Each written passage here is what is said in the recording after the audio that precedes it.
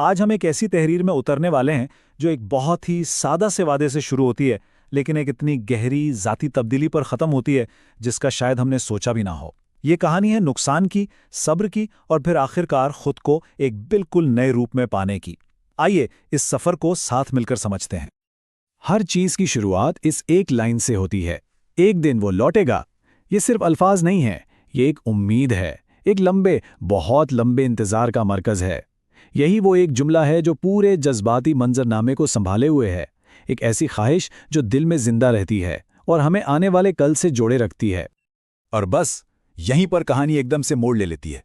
اصل واقعہ اس شخص کی واپسی نہیں، بلکہ آپ کی اپنی ذات میں آنے والی ایک خاموش، گہری تبدیلی ہے۔ یہ وہ لمحہ ہے جہاں ساری کہانی کا محور لوٹنے والے سے ہٹ کر اس شخص پر آ جاتا ہے جو انتظار کر رہا تھا۔ تو یہ تبدیلی آخر ہے کیا؟ یہ کیسے ہوتی ہے؟ اس کا جو پہلا مرحلہ ہے نا، وہ تب شروع ہوتا ہے جب ہماری دعائیں بدل جاتی ہیں۔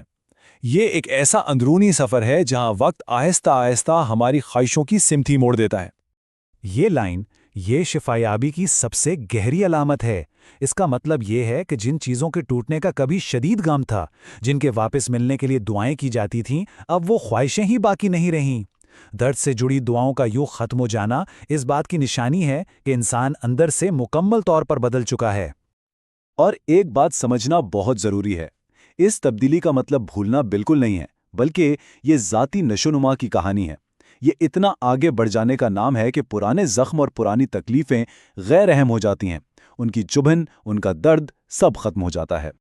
اس پوری تبدیلی کے پیچھے دو بہت بڑی طاقتیں کام کر رہی تھیں، ایک تھا وقت اور دوسرا تھا صبر۔ تو آئیے یہ سمجھتے ہیں کہ اس کہانی میں صبر کا تصور کتنا گہرا ہے، اور یہ کیسے صرف انتظار کرنے سے بہت بہت آگے کی چیز ہے۔ اب کہانی کا رخ اس شخص کی طرف مڑتا ہے جو واپس آ رہا ہے۔ اسے ایک دن کچھ سمجھ آئے گا، لیکن ستم ظریفی دیکھیں، جس لمحے اسے حقیقت کا ادراک ہوگا نا، شاید تب تک سب کچھ بدل چکا ہوگا۔ یہاں صبر کا جو آئیڈیا ہے نا، وہ بہت ہی خوبصورت ہے۔ یہ صرف ایک شخص کا انتظار نہیں تھا، بلکہ یہ ایک دو طرفہ عمل تھا۔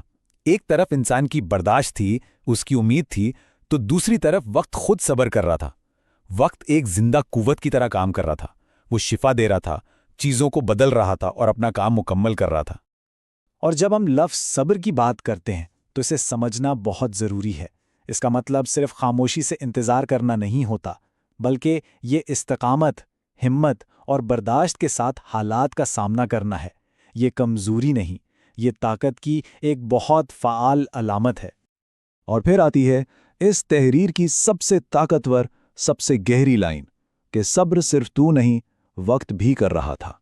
یہ وہ نقطہ ہے جہاں ایک انسان کی جدوجہد اور کائنات کی طاقت ایک ہو جاتی ہے۔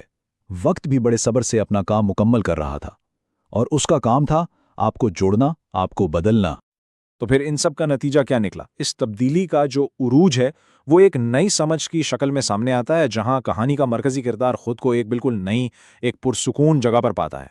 یہاں ایک سوال پیدا ہوتا ہے، کیا واپس آنے والے کا ادراک اہم ہے یا اس شخص کا جس نے خود کو تبدیل کر لیا؟